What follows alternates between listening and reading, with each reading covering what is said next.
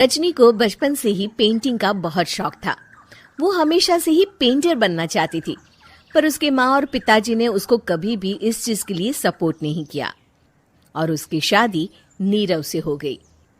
नीरव रजनी को बहुत प्यार करता था, पर रजनी हमेशा चुपचाप ही रहती। वो इस शादी से खुश नहीं थी। वो ये शादी नहीं करना चाहती थी। उसे तो हमेशा से पेंटर जो बनना था। अपने इस सपने को वो नहीं पूरा कर पाई, इसलिए वो हमेशा उदास रहती थी। रजनी, बहुत ही बढ़िया फिल्म लगी है, कल देखने चले? नहीं जी, कल मुझे बहुत काम है, मैं नहीं जा पाऊंगी।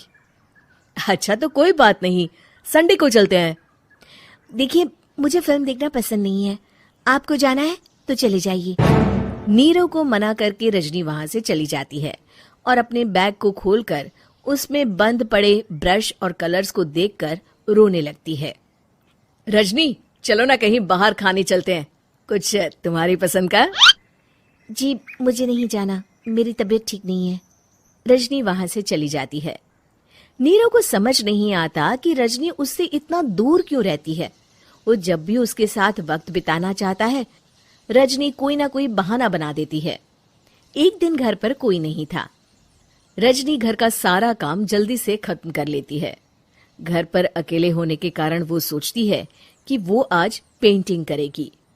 वो अपने कमरे में जाकर पेंट ब्रशेस और कलर्स निकालकर जैसे ही कलर मिक्स कर रही होती है कि दरवाजे पर बेल बज जाती है।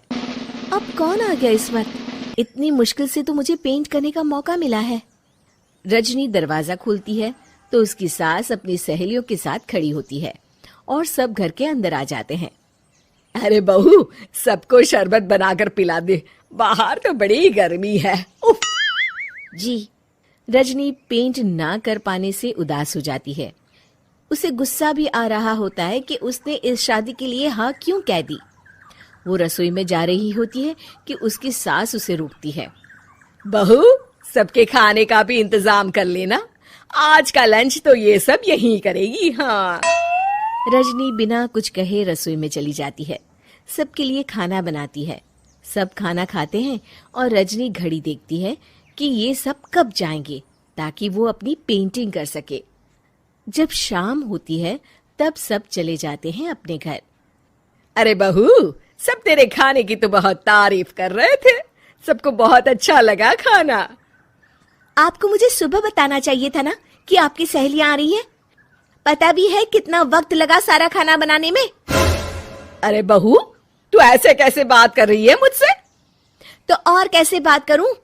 मैं इस घर की कोई नौकरानी नहीं हूं कि इतना काम करूंगी। रजनी अपने कमरे में जाकर दरवाजा बंद कर लेती है।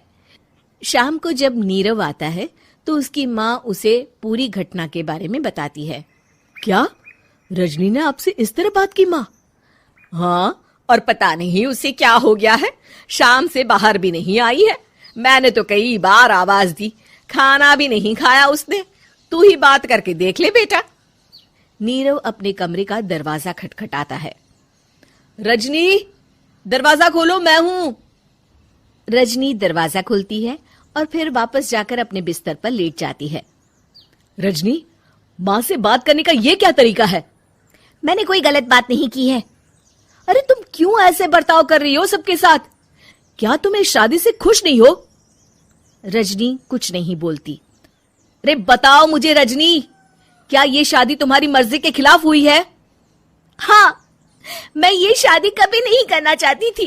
तुमसे क्या, मैं किसी से भी शादी नहीं करना चाहती थी।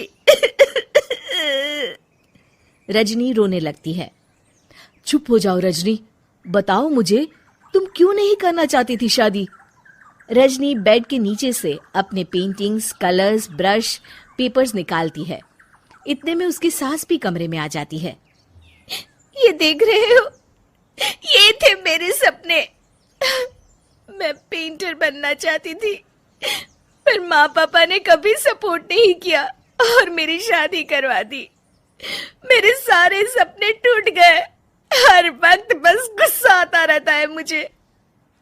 मैं जानती हूँ कि आप लोगों की इसमें कोई गलती नहीं है, पर मैं क्या करूँ, मुझे समझ में नहीं आता।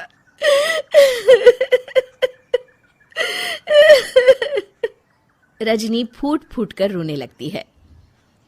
मुझे माफ कर दीजिए, आप दोनों के साथ मैं बहुत बुरा बर्ताव कर रही हूँ। अरे रजनी बेटा, चुप हो जाओ तुम। नीरव पानी लेकर आता है। ये लो पानी पियो और शांत हो जाओ। रजनी पानी पीती है और उसकी सास पेंटिंग्स देख रही होती है। अरे नीरव, हमें तो पता ही नहीं था कि हमारी बहू कलाकार है। अरे कितनी अच्छी पेंटिंग्स बनाई है, देखो तो। ये वाली तो मैं अपने कमरे में ले जाऊंगी। आपको ये पेंटिंग्स अच्छी लगी? अच्छी नहीं, बहुत अच्छी लगी। और तुमने हमें बताया क्यों नहीं? तुम जब चाहे पेंटिंग कर सकती हो रजनी।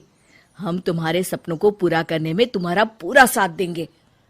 हाँ बेटा, हम कला की कद्र करते हैं। हम कलाकार तो नहीं, पर मुझे गर्व है कि मेरी बहू एक कलाकार है। रजनी, नीरव और सास तीनों हंस पड़ते हैं।